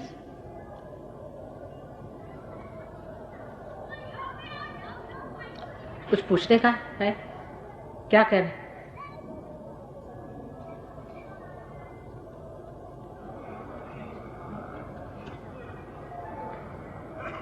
Asthma के बारे में. Asthma comes from the right heart problem and is curable, absolutely curable. For asthma, you have to do the mantra of Sri Rama and Sita. It comes from the father's thing, like maybe the father is dead, you are attached to father, he died suddenly, or you had no father in childhood, maybe your relationship with father is strained, maybe that you cannot see your father, anything like that can be there.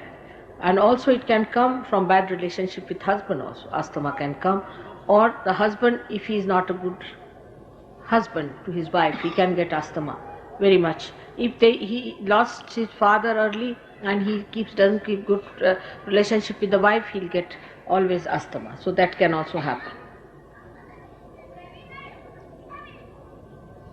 इनसे बता दीजिए, बता देंगे सरदार जी, इनसे बता दीजिए, आप बैठ जाइए, इनसे बता दीजिए, इनसे बता दीजिए कोई सवाल हो. हाँ. What is सचखंड या दसम द्वार?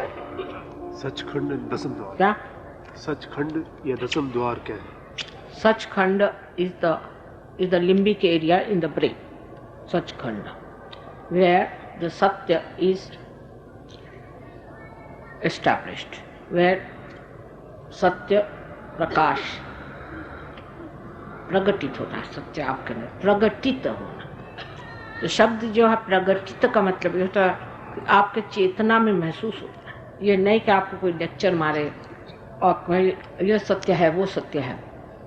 लेकिन जब आपके ब्रेन के अंदर जो जगह है जिसे लिम्बिक एरिया कहते हैं, जिसे सहस्त्रार कहते हैं, वो सतखंड है. वो खुली जगह है, उसके चारों तरफ 1000 नाड़ियाँ, और जिस वक़्त कुंडलिनी जा करके उस खंड में पहुंचती है तब आपको सत्य मालूम होता है. सत्य आपको हमेशा अपने चेतना से मालूम होता है. और चेतना जो है ये आपके ब्रेन का प्रकाश है. और जब चेतना आलोकित हो जाती है तब आप सत्य को जानते हैं. तो ये विराट जो है, विराट माने जो सब दूर फैला हुआ परमात्मा है, उस परमात्मा की जागृति से आप अपने अंदर उस सत्य को जानते हैं. यानी कैसे? जैसे आपकी कुंडलिनी जागृत हो गई और कुंडलिनी यहाँ से निकल आई, आप सहयोग में हो गई, तब उस वक्त क्या होता है कि आपको कोई भी सत्य जानना है, समझ लीजिए किसी ने कहा कि नानक साहब झूठ बोलते, समझ लीजिए किसी ने ऐसी गंदी बात कह दी, आप कहना वाइब्रेशन से पूछो, आप पूछो नानक साहब सच थे कि नहीं, तो ऐसा हाथ करते साथ उनके पूछेंगे नानक क्या अवतार थे, धड़ धड़ हाथ में चले, नानक क्या परमात्मा थे, धड़ धड़ धड़ धड़ हाथ में चले, तो आप मान जाते हैं भगवान है। सिर्फ जबानी जमा खर्च नहीं रह जाता, जब सतखंड अपना खुलता है तो अब आदमी जबानी जमा खर्च या दिमागी जमा खर्च नहीं रहता है, ये काम होने लग जाता है। आप देखने लग जाते हैं कि साक्षात हाथ में जो है आपको पता हो जाता है कि हाँ ये बात सही कि वो बात सही। जैसे कि एक कंप्यूटर है आपका ब्रेन, और ये जब मेन से लग जाता है, जब योग घटित होता है, जब अपने को आपा चीन लेते हैं जब आप, तब वो चीन्हे में क्या होता है कि वो आपा का प्रकाश आपको उससे मिला देता है, और जब उससे मिला देता है तो आप सब जान सकते हैं अपने हाथ पर सही क्या है और गलत क्या। तो सतखंड जो है वो ये शक्ति है जिसको महालक्ष्मी की शक्ति कहते हैं, जिससे आदमी सत्य को जानता है। इसके अलावा और दो शक्तियां हैं हमारे अंदर आत्मा की जो प्रकटित होती है, जिसे हम कहते हैं चित्त शक्ति। चित्त शक्ति से हमारे चित्त का जो आवरण है वो सारा आलोकित हो जाता है चित्त, और उस चित्त में आप बैठे बैठे अगर हम ऐसे ही आँख करें, कुछ पूछे नहीं, कुछ भी ना पूछे, विशुद्धि चक्र से आप अगर पूछे तो आपको सत्य मालूम होगा, लेकिन आप बस ऐसे हाथ करके बैठे और आप सिर्फ विचार करें किसी के बारे में, आपको फौरन उसके बारे में पता हो जाएगा। ये तो हो गया सत्य के दर्शन। और दूसरा ये कि दूसरा आदमी आपके पास बैठा हुआ है और बस आपके एकदम से महसूस हुआ कि भाई इससे तो बड़ी गर्मी आ रही, एकदम से गरम गरम हो रहा है, तो क्या हुआ कि आप सामूहिक चेतना में जागृत हो गए। तो सामूहिक चेतना जो है ये चित्त का लक्षण है। चित्त जो है सारे दूर वही एकदम आलोकित होता है, और हृदय का लक्षण है आप आनंद में आ जाते हैं। ये तीनों चीज होती हैं, लेकिन सबसे पहले कुंडलिनी सचखंड में पहुंचती है, और इसको दशम द्वार कहते हैं जो ब्रह्मरंध्र है। उससे जब कुंडलिनी पार कर देती है तब आपके हाथ में ये सूक्ष्म शक्ति, जिसे कि कहते हैं परमात्मा की रूह, जो सारे दूर रूहानी फैली हुई है, वो आपके पहली मर्तबा हाथ में लगती कि ये रूह है। ठीक है, लेकिन ये जमानी जमा खर्च नहीं होता है, असल में कुंडलिनी का उठना होता है। कहे नानक बिन आपा चीन्हे मिटे न ब्रह्म की काई। तो आपा को पहले चीन लीजिए। अब इसका गाना गाने से नहीं होगा, कहने से नहीं होगा, लेक्चर देने से नहीं होगा, ये कुंडलिनी का जागरण होना चाहिए। बात सही है ना? यथार्थ जो है असलियत को पाना चाहिए। What is it? Schizophrenia comes through attack from the negative source. जैसे किसी ने आपको काली विद्या कर दी, आप अगर गलत गुरु के सामने आपने मत्था टिकाया, गलत चीजों के सामने, ये मत्था बड़ी भारी चीज है, सबसे बड़ी चीज मत्था है। यहाँ एकादश रुद्र, यहाँ पे 11 रुद्र की शक्तियां हैं अपने माथे पर। इसको किसी के सामने झुकाना ही नहीं चाहिए। मत्थे को सामने झुकाना चाहिए उसके कि जहाँ झुकाने लायक हो, नहीं तो बेकार में हर एक के पैर पे आना। मेरे सामने भी झुकाने की जरूरत नहीं, जब तक आपको पार नहीं किया। आप काहे को मेरे पैर पे आ रहे हैं? मैंने आपको क्या दिया? मैं 100 बार कहती मेरे पैर मत छू। उल्टे मुझे नुकसान होता है, मुझे तकलीफ हो जाती, गलत आदमी पैर छू ले तो आपको चाहिए कि आप अपना माथा जो है यहाँ का उसी के सामने झुकाइए जो सच गुरु। पर आजकल तो ऐसे ऐसे झूठे निकल आए। आप ठीक है, आप कहीं जाते हैं गुरुद्वारे में, तो हमको चाहिए ग्रंथ साहब के सामने मत्था टिकाएं, क्योंकि ग्रंथ साहब असलियत चीज है। बाकी हम इसके भी पैर छो, उसके भी पैर छो, ये गलत बात है। उससे अभी आप गुरुद्वारे में जाकर के भी पकड़ सकते हैं, क्योंकि आपने गलत काम कर लिया।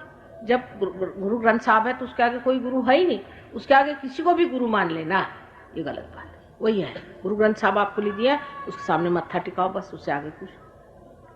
मत्था माने क्या? मत्था टिकाने का मतलब होता है सरेंडर करना। ये नहीं कि गुरु ग्रंथ साहब आप अखंड पाठ कर रहे हैं, इसे क्या मतलब हो? उन्होंने जो कहा है कि ईड़ा पिंगला सुषमन नाड़ी दी, उस नाड़ी के अंदर से कुंडलिनी का जागरण होकर यहाँ पर शून्य शिखर में आ करके जब तक वो टूटता नहीं तब तक कुछ भी नहीं हुआ है, तो तब तक सिर्फ सरेंडर्ड में रहना चाहिए। मत्था टिकाने का मतलब ये होता है। और भी मैली विद्या लोग करते हैं, उससे भी हो सकता है। कभी कभी वीकनेस हो, कोई आपके बचपन की वीकनेस हो, कोई आपको ऐसे शौक बैठ जाए, तब भी ये भूत प्रेत आपके अंदर घुस सकते हैं, उससे भी हो सकता है। लेकिन इसके लिए आपको किसी भी ऐसे आदमी के पास जाने पे, तांत्रिक मांत्रिक ये सब गंदे लोग होते हैं। जो इसके निकालने वाला अगर आपसे पैसा लेता है तो ऐसे आदमी के पास नहीं जाना चाहिए, क्योंकि निकाल के दूसरा भूत डाल देते हैं। जिसका आदमी का आपके पैसे में इंटरेस्ट है, ऐसे आदमी के पास आपको नहीं जाना चाहिए।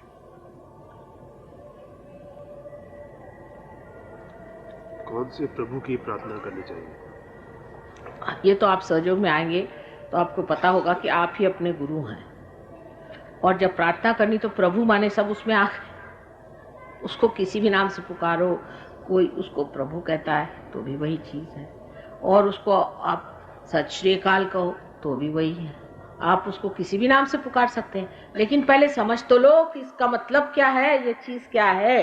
पहले प्रभु का मतलब क्या वो तो समझ लो, फिर पुकारना उकारना बाद में करना। पहले उसके लिए आदमी को तैयारी करनी चाहिए।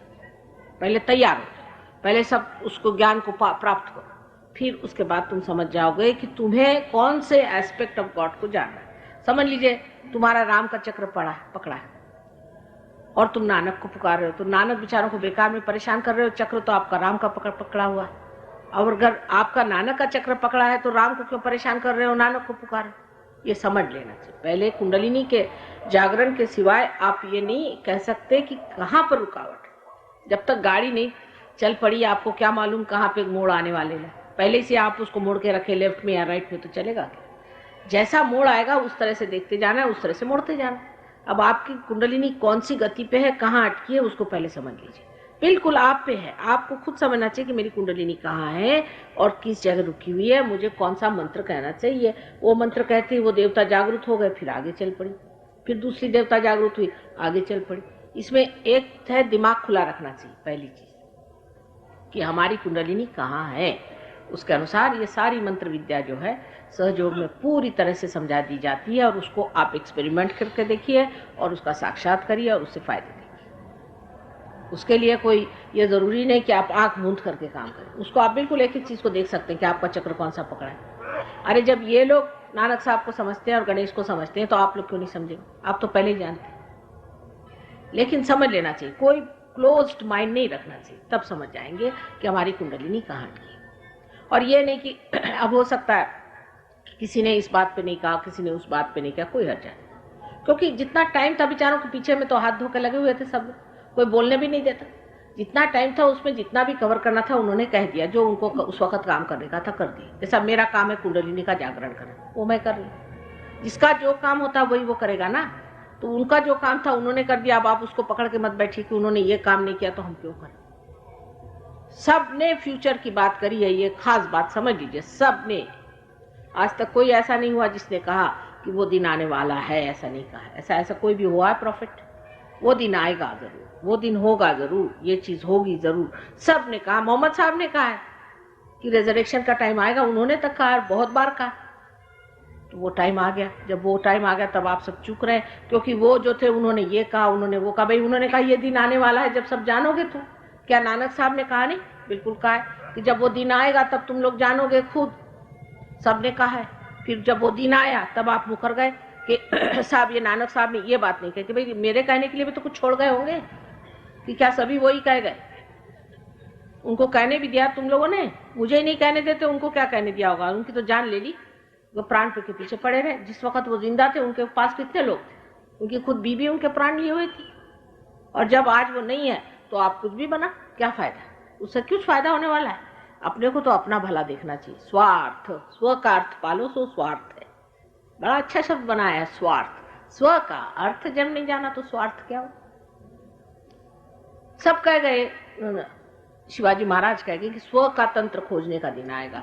ज्ञानेश्वर जी कह गए कि पसायदान में उन्होंने कहा कि ऐसा सा दिन आएगा जब तुम अपने तंत्र को जानोगे, स्व को तंत्र जानो, तब ऐसा होगा, तब ब्रह्म का एकत्व आपको मालूम होगा, सबकी चीज समझ में आएगी, निराकार साकार का मेल तुमको समझ में आएगा। ये सब कह गए। तो हम लोग तो उस दिन के लिए तैयारी नहीं कर रहे, बस बैठ गए पकड़ के, एक चीज बैठ गए पकड़ के, उससे किसी का भला हुआ, आपके बाप दादाओं का भला हुआ, आपका भला हुआ, ठीक है, कोई ना कोई चीज रह गई है ना, वो चीज अभी पूरी होने की है। उन्होंने कुछ कम नहीं करा, उन्होंने बहुत कुछ किया, लेकिन उसका एक अंतिम समय आ जाता है जबकि सब चीज समेटी जाती। आप अपने घर में पूड़ी बनाते हैं, सबसे पहले उसको आटा गूंथते हैं, फिर उसको आप बेलते हैं, फिर उसको आप तलते हैं, फिर आप खाते हैं। जब आप खा के पचा लें तभी असल में टाइम आ गया, उससे पहले तो उसकी तैयारी होती रही। अब आप कहें कि नहीं साहब पूड़ी का मतलब तो यह है कि आटा गूंथना, पूड़ी का मतलब यह है कि तलना, और आप खाने के लिए तैयार नहीं हो, तो आटा गूंदने पे आप बैठे हुए, खाने को तो तैयार हो जाओ, पूरी बन गई, आप खाओ और मजा उठाओ, ये चीज आ गई तो तब खाते क्यों नहीं? समझे ना बात? यही इंसान की गलती है और इस गलती की वजह से पिछड़ा हुआ है, बहुत पिछड़ा हुआ है। आदमी को समझना चाहिए कि अब पूरी खाने का समय आ गया, माँ ने खाना बना दिया, भूख हो तो खा लो, सीधा हिसाब। हाँ बेटे, भगवान का एक विशेष चिन्मय रूप का दर्शन कैसे? क्या करें? विशेष चिन्मय रूप का दर्शन कैसे हो सकता है? ये सब आइडियाज अभी आप अलग रखिए। अच्छा, सबसे पहले जो सर्वव्यापी ब्रह्म शक्ति है उसको आप जानिए, उसको आप पालें। अब आपका चिन्मय का आइडिया क्या है, आप चिन्मय रूप क्या समझते हैं, ये तो आपका दिमागी जमा खर्चा, आपने कुछ कहीं पढ़ा होगा, उससे नहीं, कुछ भी पढ़ा हो, मैं तो कहती सीधा हिसाब है, किसी कुछ भी कहा हो, आपसे क्या मतलब, आपने तो देखा नहीं। तो आपको हम कह रहे हैं कि पहले जो सर्वव्यापी शक्ति उसको पहले पालें, पहले उसको पाने के बाद धीरे धीरे सब बातें आपको समझ में आ जाएगी। पहले उस चीज को पालो, पहले वो सूक्ष्म चीज को पहले होने दो, अपने अंदर में घटित होने दो। ये कुंडलिनी के सिवा तो होता नहीं, ये तो सभी कह गए। कुंडलिनी का जागरण होकर के उसको पहले पालो, उसके बाद धीरे धीरे धीरे धीरे सारी बात आपको समझ में आ जाएगी। जैसे ही आप कमरे में आते हैं, धीरे धीरे एक एक प्रकाश खुलता है, फिर उसके दालन खुलते हैं, एक एक आप देखते हैं। पहले अंदर तो आ जाओ, एकदम आगे की बात क्यों बताऊं, हो गया? पहले अंदर आ जाओ, समझदारी इसमें कि पहले अंदर आ जाओ, पहले पार हो जाओ। पार होते ही कोई तुम बड़े अवधूत नहीं हो जाओगे, क्योंकि उतनी शक्ति चाहिए, अवधूत होने की भी शक्ति चाहिए ना। धीरे धीरे शक्ति बनती जाएगी, आप उस तरह के बन जाएंगे, तब आप उसको उठा सकेंगे। इतना बोझा आप उठा पाएंगे, उस सत्य को आप जान पाएंगे। अरे बहुत सी बातें तो अभी बताई नहीं मैंने, मारे डर के, अगर बताऊंगी तो अभी आप उल्टे कूदने लग जाएंगे। इसलिए धीरे धीरे चलो।